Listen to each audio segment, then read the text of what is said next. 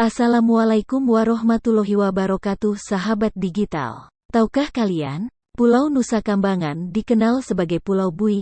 Di sana terdapat sel tahanan untuk penjahat mulai dari teroris, pengedar narkoba, pencuri kelas kakap, dan lain sebagainya. Di pulau itu pula para penjahat yang kejahatannya tak terampuni lagi menjalani eksekusi mati. Maka tak heran apabila hingga kini pulau itu dikenal horor dan angker. Namun menurut sejarahnya, Pulau Nusa Kambangan sebenarnya sudah angker bahkan sebelum didirikan sel tahanan di sana. Hal itulah yang diungkapkan Ketua Lembaga Olah Kajian Nusantara, Lokantara, Dr. Purwadi M. Ham. Dulunya, pulau ini bernama Nusa Kambana. Dilansir dari kagama.co, Purwadi mengungkapkan, dalam cerita pewayangan, Nusa Kambana digambarkan sebagai pulau yang wingit dan seram. Di dalam pulau itu, terdapat pusat ibu kota makhluk halus yang membawahi seluruh wilayah di tanah Jawa, dan di balik itu ada sesosok makhluk halus yang berkuasa bernama Betari Durga. Lalu, bagaimana ceritanya pulau itu bisa jadi tempat menampung para tahanan hingga kini? Berikut selengkapnya. Pada 1739, puluhan kapal VOC tersesat di Samudra Hindia dan terdampar di sebuah teluk yang berada di barat pantai Pangandaran.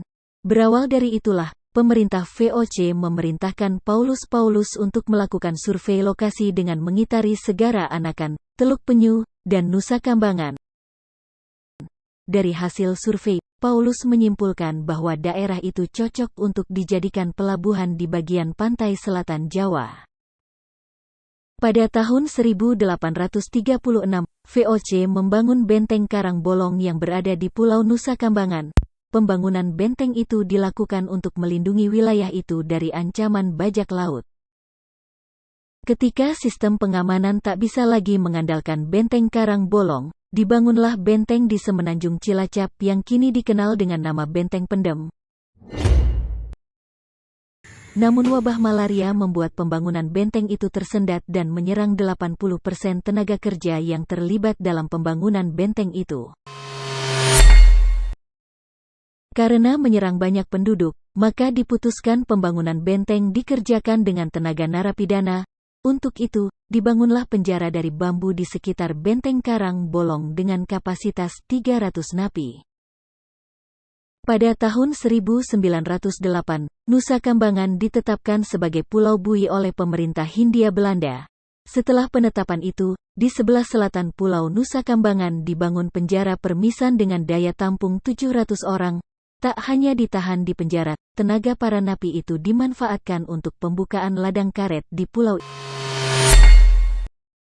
Karena perluasan kebun karet, jumlah napi yang dikirim ke Nusa Kambangan semakin banyak. Pada tahun 1912, dua penjara dibangun sekaligus yaitu Penjara Karanganyar dan Penjara Nirbaya yang masing-masing mampu menampung 750 tahanan. Pada tahun 1924, dibangunlah Penjara Batu. Pada 1927, dibangun Penjara Besi dan dilanjut Penjara Gliger dan Penjara Karang Tengah pada tahun 1928. Penjara terakhir yang dibangun pemerintah Hindia Belanda adalah Penjara Limus Buntu pada tahun 1935.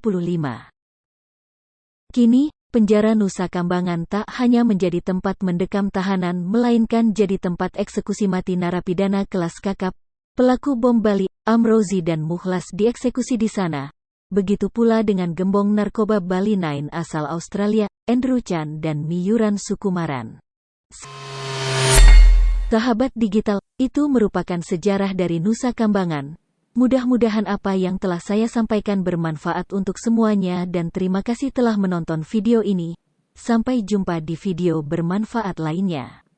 Wassalamualaikum warahmatullahi wabarakatuh.